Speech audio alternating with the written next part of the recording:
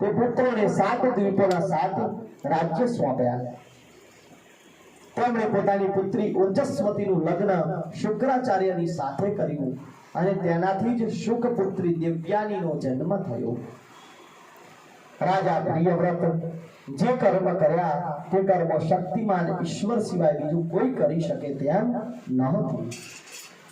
સુખદેવજી કહે છે, પિતા પ્રિયવ્રત આ પ્રમાણે તપસ્યામાં સંલગ્ન થયા ત્યારે રાજા અગ્નિગ્રહ તેમની આજ્ઞાનું અનુસરણ કરતા રહી અને જંબુદ્વીપની પ્રજાનું પાલન કરવા લાગ્યા. એકવાર તેઓ પિતૃલોકમાં કામનાથી સત્પુત્રની પ્રાપ્તિ માટે પૂજાની બધી સામગ્રી એકઠી કરી અને સુર સુંદરીઓના ક્રીડાસ્થળ મંદરાચલની પ્રહારી પ્રદેશમાં ગયા. ત્યાં તેમણે પ્રજાપતિઓના પતિ બ્રહ્માજીની આરાધના કરવા લાગ્યા. ત્યારે બ્રહ્માજીએ તેમની અભિલાષા જાણી અને પૂર્વચિતી નામની અપ્સરા તેમની પાસે મોકલી આવી.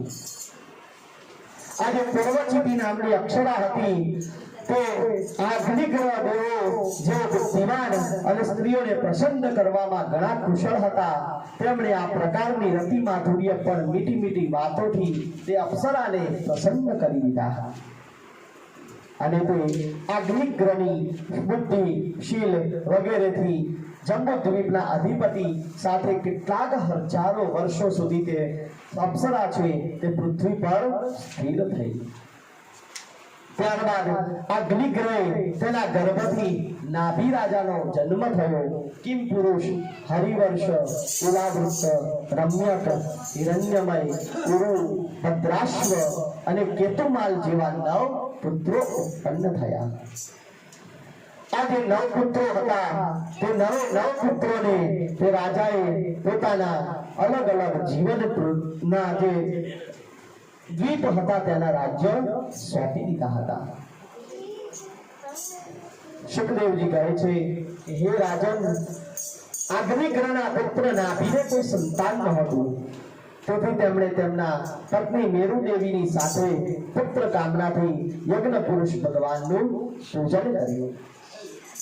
અને યજ્ઞ પુરુષ ભગવાનનું જ્યારે પૂજન કર્યું ત્યારે યજ્ઞ પુરુષ ભગવાન પ્રસન્ન થયા અને તે વખતે ભૂખંડના રાજા નાભીના પૂજ્ય ઋત્વિજોએ પૂજ્ય ભગવાનના ચરણોની વંદના કરતા કરતા તેમની સ્તુતિ કરી અને તે શ્રી હરિએ કરુણાવશ થઈ આ પ્રમાણે તેમને કહ્યું હતું. ભગવાને કહ્યું કે હે ઋષિઓ, ભારે અસમંજસની વાત છે. તમે બધા સત્યવાદી મહાત્મા છો. તમે મારી પાસે ઘણું દુર્લભ વરદાન માંગ્યું છે. તમે માંગ્યું છે કે રાજા નાભીને ભગવાન નારાયણ જેવો પુત્ર પ્રાપ્ત થાય. મુનિઓ, મારા જેવો તો કેવળ હું એક જ છું. મારા જેવો બીજો પુત્ર કઈ રીતે થાય? પરંતુ બ્રાહ્મણોનું વચન હું મિથ્યા નહીં જવા દઉં, કારણ કે બ્રાહ્મણો તો મારું મુખ છે. માટે જો બ્રાહ્મણોએ વરદાન આપ્યું છે તો મારે તે પૂર્ણ કરવું પડે અને તેથી અગ્નિગ્રહના પુત્ર નાભીને ત્યાં હું જન્મ લઈશ અને તે નાભીના ત્યાં હું સ્વયં અવતાર ધારણ કરીશ. બ્રાહ્મણોને આ પ્રમાણે આજ્ઞા આપી અને ભગવાન ત્યાંથી અંતર ધ્યાન થયા છે.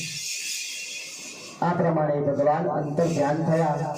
સુખદેવજી કહે છે કે હે રાજન, નાભી પુત્રના અંગો જન્મથી જ ભગવાન વિષ્ણુના વ્રજ, અંકુશ વગેરે ચિહ્નોથી યુક્ત હતા. નાભી રાજા જે હતો, સમય જતા તેના ઘરે એક પુત્રનો જન્મ થયો. જ્યારે તે પુત્ર સુંદર સુડોળ શરીર, વિપુલ કીર્તિ, તેજ, બળ અને ઐશ્વર્ય પરાક્રમના વગેરે ગુણોને કારણે તે રાજા નાભી હતા, તેમણે તેમનું નામ ઋષભદેવ રાખ્યું હતું. આજે ઋષભદેવ છે તે ઋષભદેવ એટલે જૈનોના પ્રથમ તીર્થંકર, જેમણે જૈન ધર્મની સ્થાપના કરી હતી. તે ઋષભદેવ એ રાજા નાભીના પુત્ર બન્યા અને મર્યાદાના ધર્મના રક્ષણ કરવા માટે ઋષભદેવે આ નાભી રાજા જે હતો તેણે ઋષભદેવનો રાજ્યાભિષેક કર્યો. બ્રાહ્મણોની દેખરેખ હેઠળ તેમને છોડી દીધા અને તેમની પત્ની મેરુ દેવીની સાથે તેઓ બદ્રિકાશ્રમ ચાલ્યા ગયા. ભગવાન વાસુદેવ નર નારાયણના રૂપની આરાધના કરતા કરતા જ્યારે સમય આવ્યો ત્યારે રાજા નાભી હતા તેઓ પરલોકને સિધાવી ગયા અને ભગવાન ઋષભદેવે પોતાના દેશ અજનાબ ખંડ, આ ભારત ખંડ જે હતો તેનું સૌપ્રથમ નામ હતું અજનાબ ખંડ.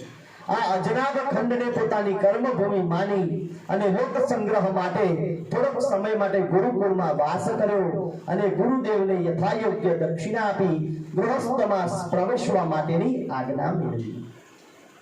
ત્યાર પછી ઋષભદેવે દેવરાજ ઇન્દ્રની પુત્રી જયંતીની સાથે લગ્ન કર્યા અને પોતાના જ જેવા ગુણવાળા 100 પુત્ર ઉત્પન્ન કર્યા અને તેમાંથી સૌથી મોટો જે પુત્ર હતો તેનું નામ હતું ભરત અને તે અધિક ગુણવાળા હોવાથી તેમના જ નામ પરથી ઋષભદેવે આ અજનાબ ખંડને નવું નામ આપ્યું અને તે નામ હતું ભારત વર્ષ.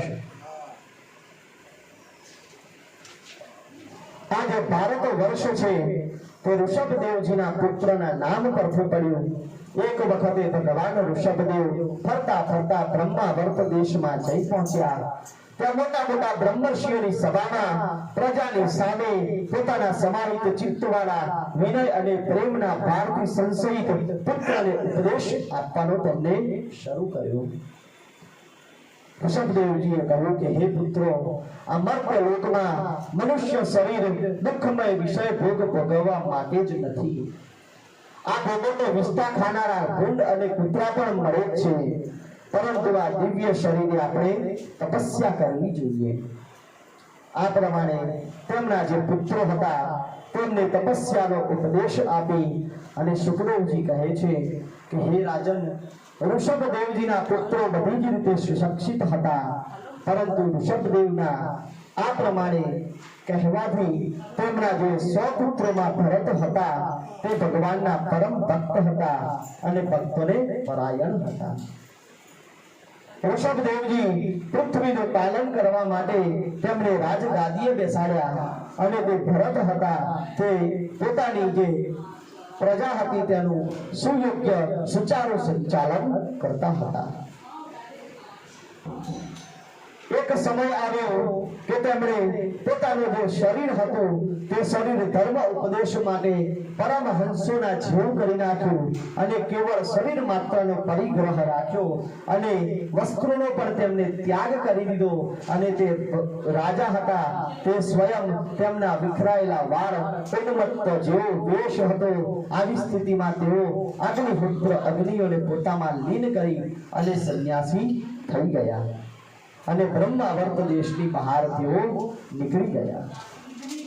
ત્યાર પછી ઋષભદેવજી હતા તેમણે પોતાની યોગ માયાથી વાસનાથી કેવળ ભગવાનના આશ્રયને પૃથ્વી તટ પર વિચરતા રહ્યા અને પછી જ્યારે સમય આવ્યો ત્યારે ઋષભદેવે પોતાનો દેહ છે તે દેહને છોડી મૂક્યો. ફરતા ફરતા એક વખતે ઋષભદેવ કર્ણાટક પ્રદેશમાં ગયા અને ત્યાં મોઢામાં પથ્થરનો ટુકડો નાખેલા અને વાળ વિખરાયેલા પાગલ ઉદ્ભક્તની જેમ દિગંબર રૂપે કુટકા ચલના વનમાં વિચરવા લાગ્યા અને આ સમયે ઝંઝાવાતી વાંસોના ઘર્ષણને કારણે એક પ્રબળ દાવાગ્નિ બળી ઉઠ્યો અને તેમાં આખા વનને પ્રજ્વલિત કરી દીધું અને તે વનની અંદર ઋષભદેવજી પોતે પણ બળી અને ભસ્મીભૂત થઈ ગયા. સુખદેવજી કહે છે કે હે રાજન, ભગવાન શ્રી કૃષ્ણ સ્વયં પાંડવોના અને યદુવંશોના રક્ષક છે. આ જ પ્રમાણે ભગવાન ભક્તોના અનેક કાર્ય કરે છે અને તેમને મુક્તિ પણ આપી દે છે. નિરંતર વિષય ભોગોની અભિલાષાના કારણે પોતાના વાસ્તવિક શ્રેય પ્રત્યે દીર્ઘકાળ સુધી અસાવધ રહેલા કરુણામય નિર્ભય આત્મલોકનો ઉપદેશ આપ્યો અને જેઓ નિરંતર અનુભવાતા આત્મતૃપ્તિના લીધે બધી જ તૃષ્ણાથી મુક્ત હતા તે ભગવાન ઋષભદેવને નમસ્કાર કરે છે. આ પ્રમાણે ભગવાન ઋષભદેવજી હતા તેમનું આજે દેહ છે તે જંગલના દાવાગ્નિમાં બળી અને ભસ્મીભૂત થઈ ગયો. આ ઋષભદેવજીના આખ્યાન સાથે આજના આ બીજા દિવસનો આજે વિરામ જાહેર કરીએ છીએ. આવતીકાલથી ત્રીજા દિવસે રાજા ભરતના ચરિત્રથી આગળની કથા ચાલુ થશે. બોલો શ્રી કૃષ્ણ કનૈયા લાલ કી જય. ભાગવત ભગવાન કી જય.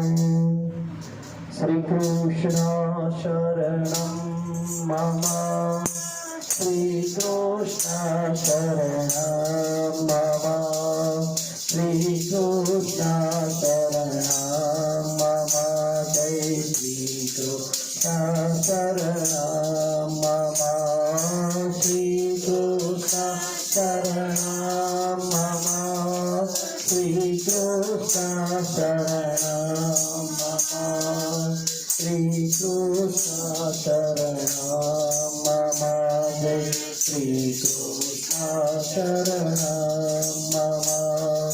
શ્રી કૃષ્ણ શરણમ મમ. શ્રી કૃષ્ણ શરણમ મમ. શ્રી કૃષ્ણ શરણમ મમ. જય શ્રી કૃષ્ણ શરણમ મમ. કૃષ્ણ કનૈયા લાલ કી જય. ભાગવત ભગવાન કી